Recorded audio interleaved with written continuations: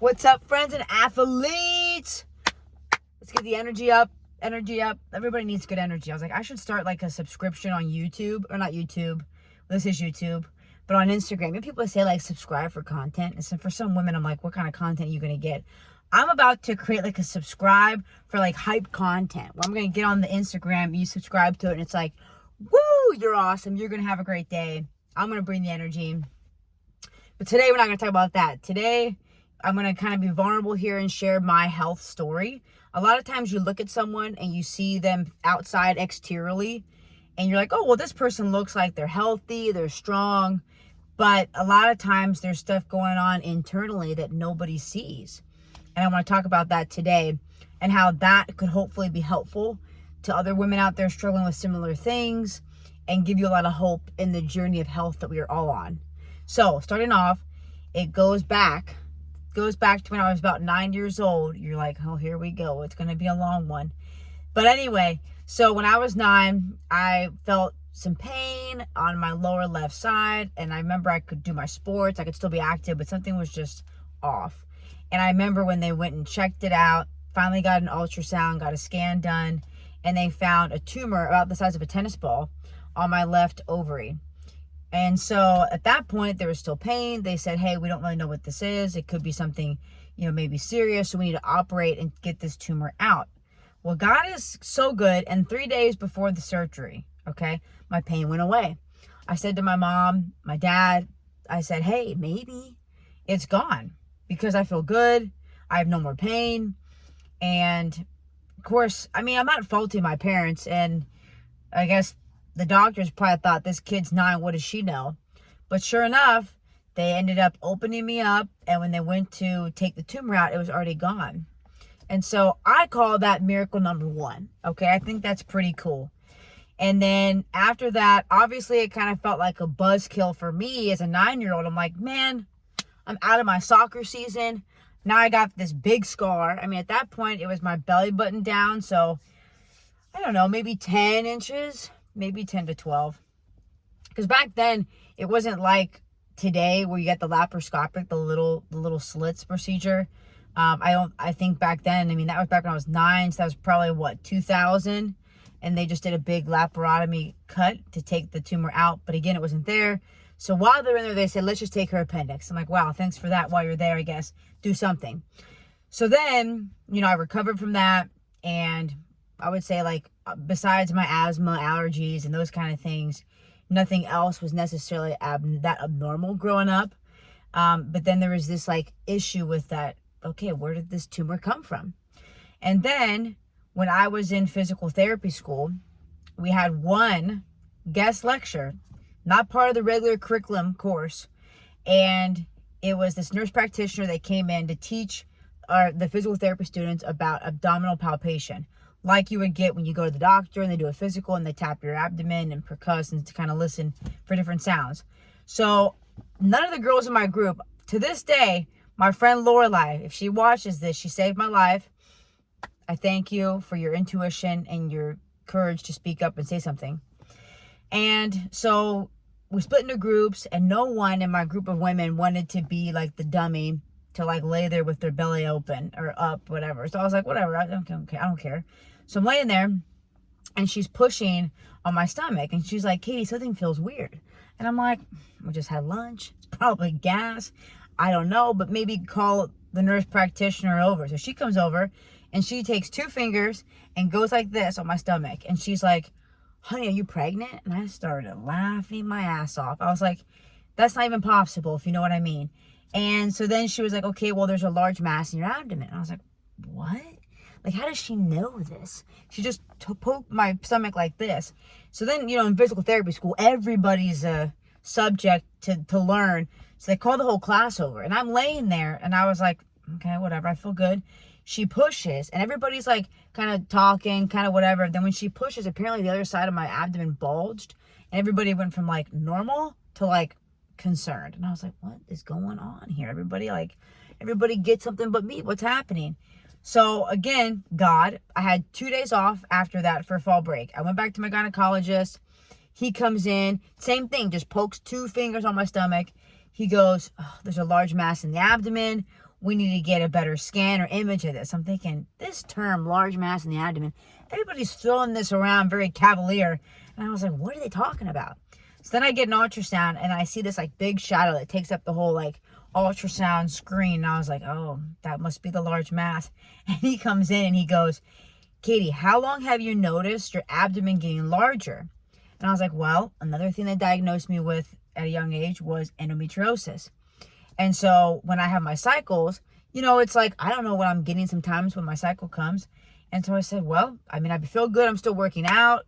I've noticed I've been a little more bloated than normal, like lately, but I have endometriosis. So I thought maybe it was just water retention.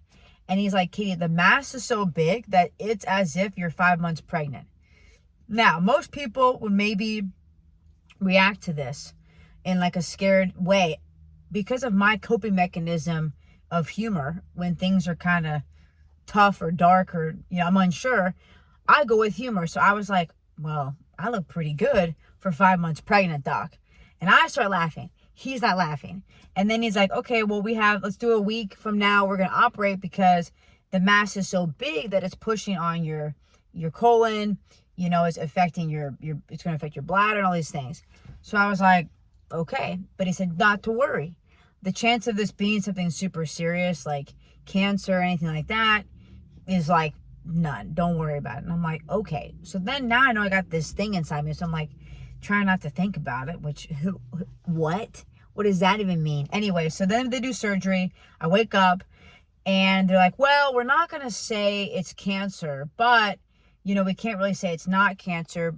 We're going to say it's this borderline ovarian tumor.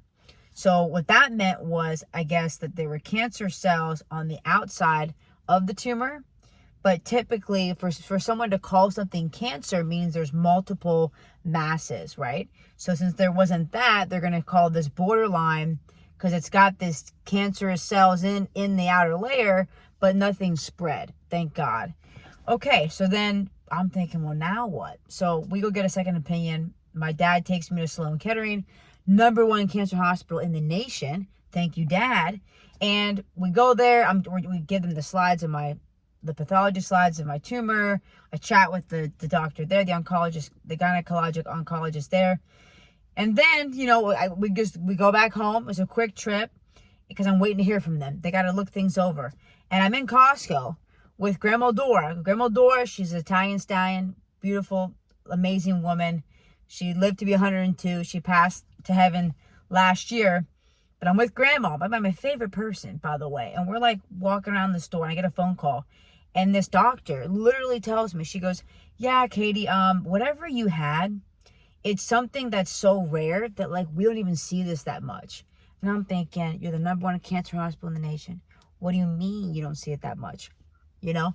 And I was like, okay. And she's like, so, you know, you're very lucky because the reality is that if your classmate hadn't found this when she did, by the time that you had symptoms like issues with your bowel, issues with your bladder, this would have spread and you would have had full-blown stage 4 ovarian cancer and you wouldn't have made it. And again, that's like miracle number 10 for me, like with my life and God. He's got me here for a reason, you know? And I remember in Costco, I literally got off the phone with her and I was like, Grandma, you're not going to believe this, you know?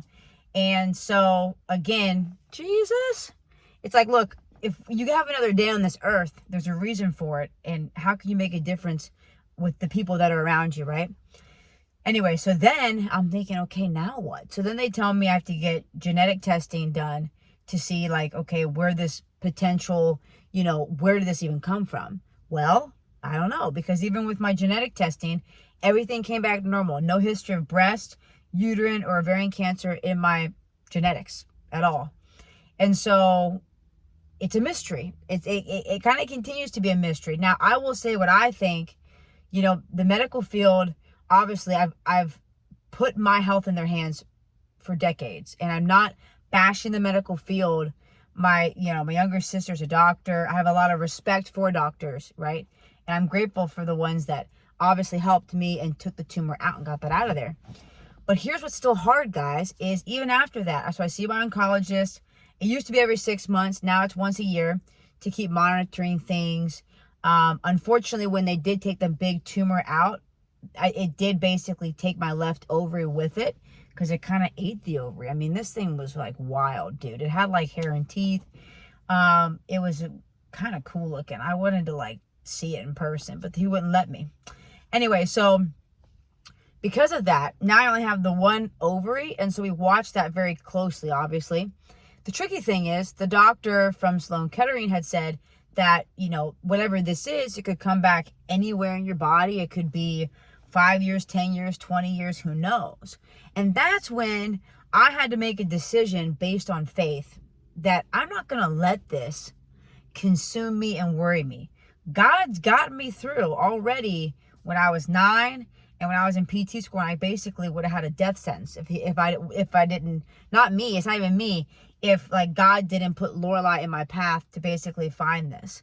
And here's where it gets even more divine, is I had applied to multiple PT schools, right? And this is not to brag. This is just to show you the stats of everything. Like, I was a collegiate athlete. I like got a 4.0. I was a chemistry major, pre-med, focus, biology minor, all that shit, And I applied to University of Florida. I applied to UK. I applied to Western. And it was kind of wild. University of Florida doesn't even take interviews. UK, I interviewed.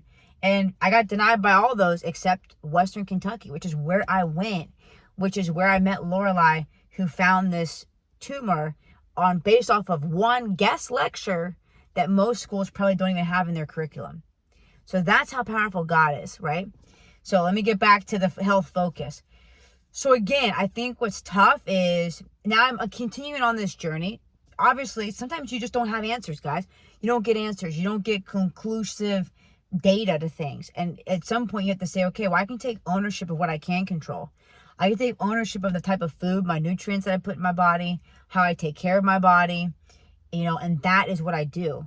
Because at this point, besides monitoring it, now I have the right ovary left. There's like a cyst and maybe a couple cysts, but there's a large one on there. My oncologist, her opinion right now is to just operate again. But guys, I've had let me see, I told you about the 9-year-old surgery, the PT surgery in PT school. Then I also had another surgery right after PT school because my right ovary actually torged on itself because of the cysts that were on there. And they had to do emergency surgery to actually untwist it. And that was actually another God thing. Let me tell you about that. So the third surgery was because the gynecologist that I had at the time in Oklahoma had said, hey, we're afraid that maybe something did come back and it could be cancer related. We're not sure. Go back and see your oncologist at home. So I'm back to Cincinnati, and there I saw my fertility doctor and my oncologist. Fertility doctor, because after this big scare with the tumor that took my left ovary, I did do 2 rounds of fertility egg preservation to freeze eggs. Just as a side note. So I see my fertility doctor and my oncologist, and both of them give me shit ideas, okay? They give me 2 options. They're like, well, either we could operate, open you up, but there's a chance if we try to take these cysts off that they're going to pull off too much healthy tissue of the ovarian, of the ovary, and then you can end up losing your ovary. And I'm like, well, that sucks. I only have 1 left, so that's a shitty option. And then the other option they said was, well, we could try to go in, vaginally and then drain the cyst, but then if there are cancer cells in the cyst and they leak out in the pelvis, now you've got cancer all over your pelvis. And I'm like, these are shit options. So then I had that weekend, they never said don't go away for the weekend. So I went away for the weekend because my friend from PT school was getting married. So I went to his wedding. I'm sitting there, and I kid you not, I'm sitting there. They say I do. I'm like, this is so beautiful. Wow. I love love. And then I started to get this intense pain. And I'm talking this is not normal. Your body is so smart. When you're in tune with your body, you just know. And I knew right then and there, I said to myself, uh-oh. I said, how much you want to bet that this ovary just torched? And I'm trying to play it cool. I take some Motrin and my friend had at the wedding. But it got to the point where it was so bad that I couldn't walk. And I literally had my 2 friends, homies, such good bros, Jacob and Rhett. Thank you to those 2 solid men to this day. They carried me out, took me to the hospital. Now I'm in a Podunk, Kentucky hospital, which I love Kentucky, but it was boo-foo. There's not a lot of resources. And now I'm like, oh God, these are not my doctors. I could lose my ovary. It's the only one I got. So again, by the grace of God, like, God is good, and the surgeon was the right surgeon for the job, and he untwisted the ovary, he took the cyst off, none of them came back cancer. Katie escapes again. That's like the third time. And then here we are, we're caught up to speed. So my oncologist now was like, oh, well, let's go ahead and do surgery. That would be 4. That would be 4 surgeries. And guys, this is where I question things, is because it's like, well, guys, you keep wanting to cut me open, but nothing has solved the problem yet. Nothing. And so I think that's where I struggle, is I'm like, well, obviously I can't let something get too big, because then it could towards again the ovary, it could do things. So I have to be mindful, and I'm going to kind of monitor as I continue to be monitored with the oncologist and see. But their best solution is just to cut me open again, try to take this out. And again, you could risk, losing the ovary. But it's like, this is where it's hard, guys. If you're on the other side of this, and I've had patients like this, clients like this, and myself, that I get it and I understand how frustrating it is when you can't get answers. And no matter what you try, no matter what you do, it's like you're hitting a wall. And you're like, well, now what?